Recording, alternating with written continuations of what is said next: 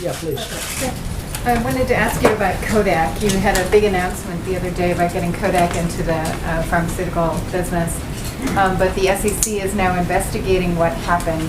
Can you say a word or two whether you think that there might have been some kind of a problem in terms of how those arrangements were made? Is there any grounds for concern from your perspective? Well, I don't know. I wasn't involved in the deal. The concept of the deal is good, but I'll let you know. We'll do a little study on that. We'll find out. If there is any problem, we'll let you know about it very quickly. But I wasn't involved in it.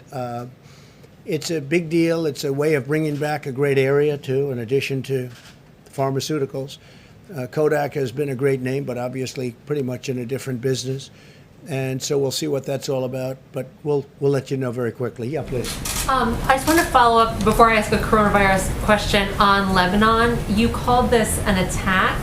Are you confident that this was an attack and not an accident? Well, it would seem like it based on the explosion. I've met with some of our great generals, and they just seemed to feel that it was. This was not some kind of a manufacturing explosion type of event. This was seems to be, according to them, they would know better than I would, but they seem to think it was a attack. It was a bomb of some kind, yes. Interesting. And on coronavirus, you've talked a lot about, when you talk about the mortality rate, the deaths as a proportion of cases, which I understand that is significant when you look at how deadly the virus is or how good a country does at keeping people alive who get infected.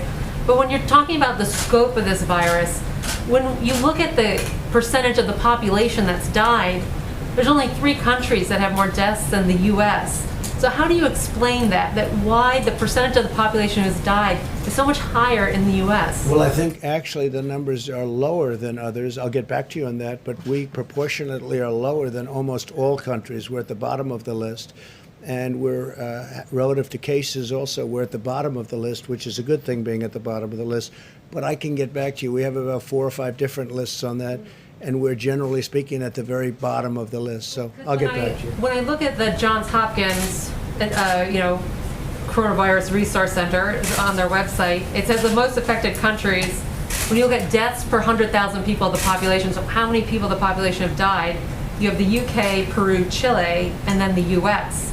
Canada has 8,000, 9,000 deaths. Obviously, they're smaller than us, but that's only 6% of the population.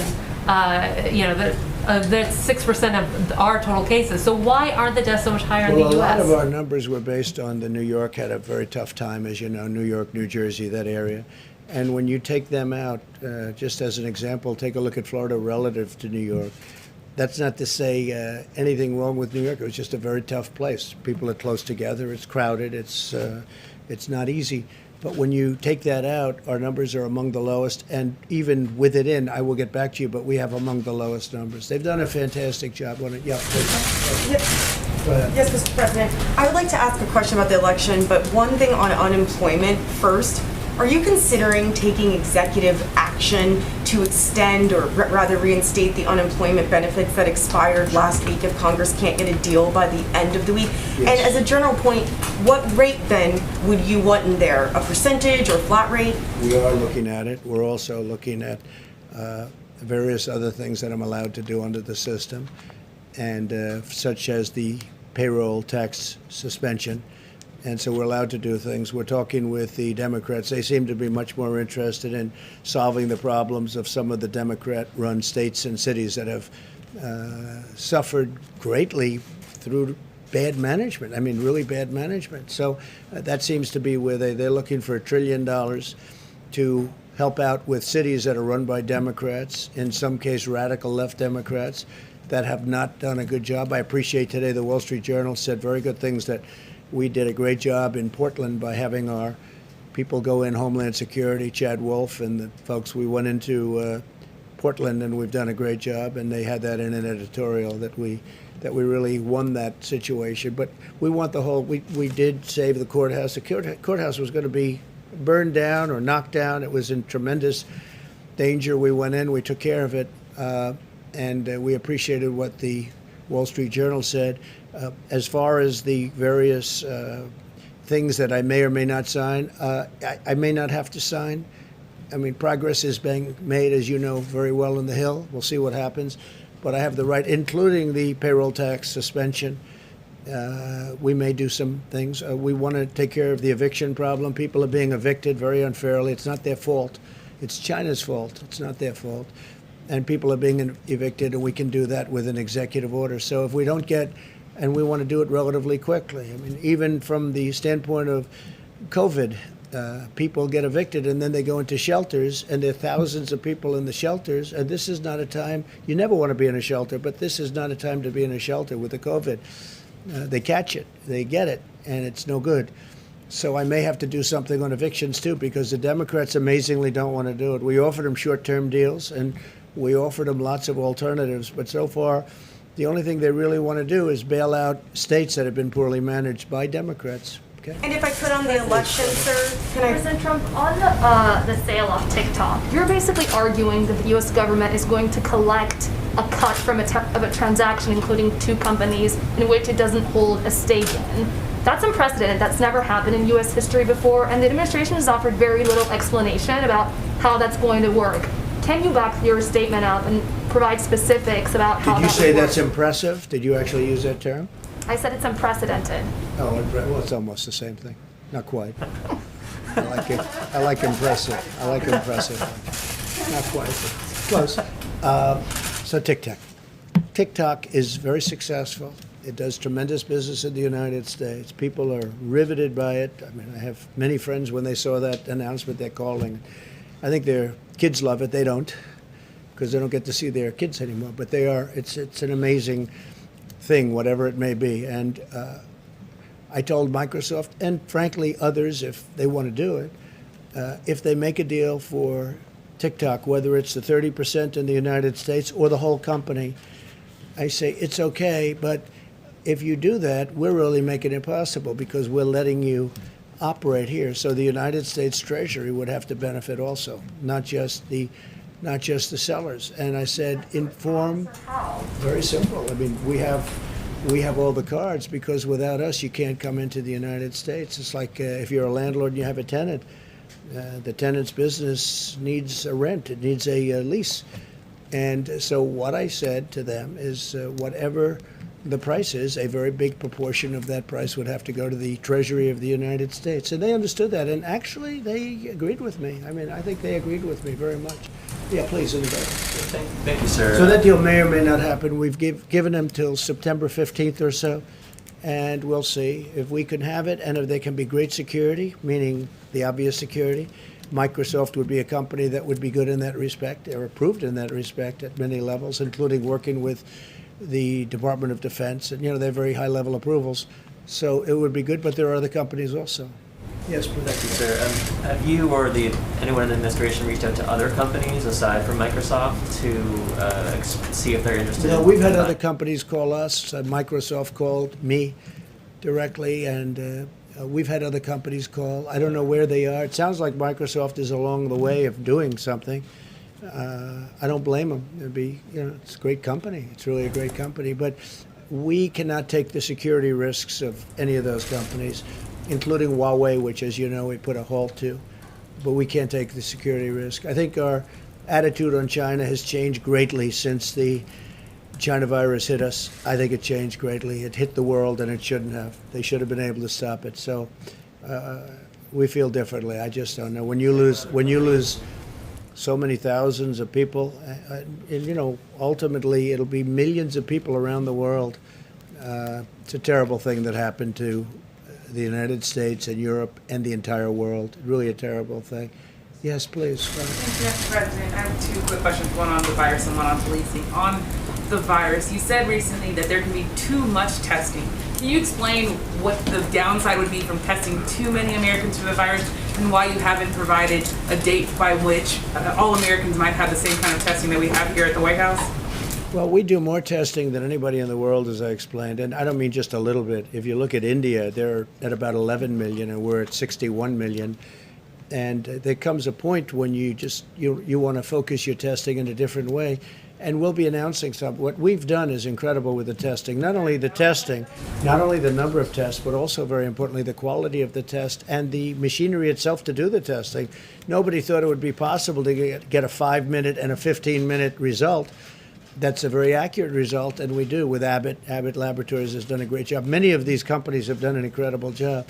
So we're looking at that very strongly, and we're looking at doing something that if we do it, look, right now what the testing is doing is helpful, but we're spending massive amounts of money, and we want to have it channeled very accurately. We want to be able to help the most people we can. But we are testing at a level that no country in the world, and I've spoken to the leaders of the world, and they'll ask me about it, no country in the world thought it would be, it's even believable that we're able to test so much. 61 million versus, most countries don't even test. When they test? When somebody's feeling badly. If somebody's feeling badly, they're symptomatic, that's when they test. And that's a big difference. With us, we go around and looking, because if we find spots, we find hot spots. One problem is, from the standpoint of the media, we end up with far more cases than we would normally show. So it's, as I called it the other day, and a statement, I said it's called media gold. For the media, it's gold. But the truth is, we've done an incredible job in testing. Nobody in the world has done the job. Other leaders have told me the same thing. They can't believe we were able to do it. And we will continue, but we want to really be able to test very specifically the people that are in most danger, most in need. Thank you, Mr. President.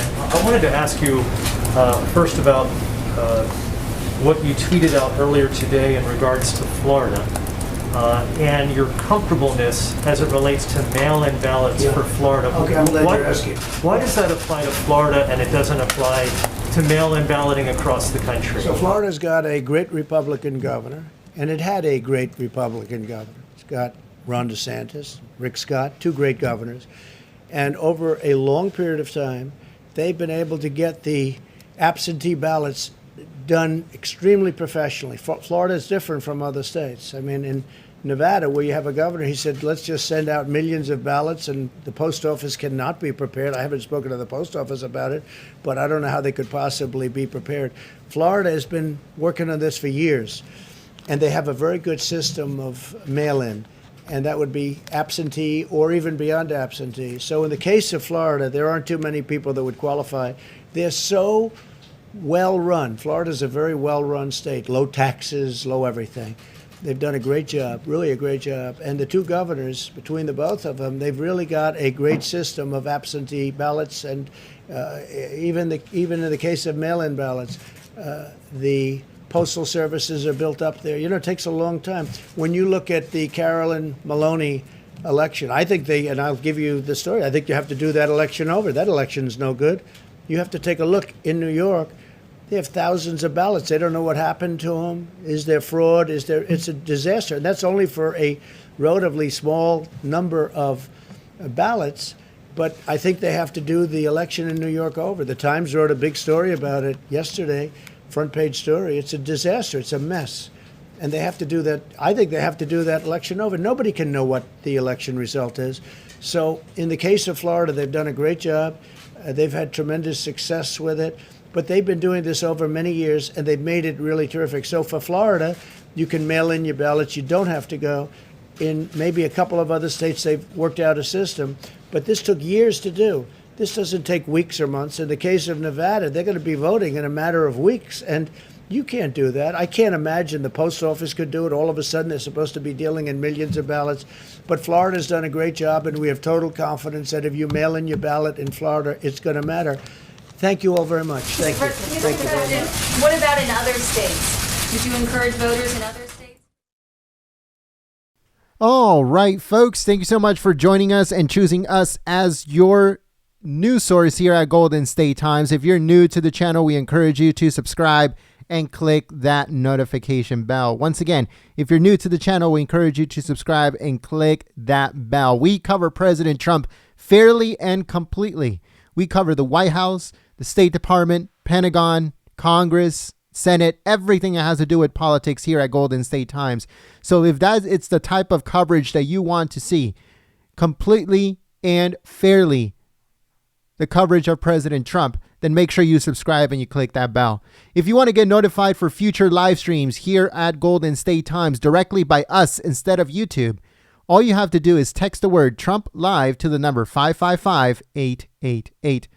Also, if you missed Kayleigh McEnany's press briefing, it should be coming up on your screen. It's interactive. Just click on it. It'll take you to the video. Make sure you give it a thumbs up. You share it on social media along with this one on social media. Thank you so much for choosing Golden State Times as your stream of choice, and we will see you very soon. Peace.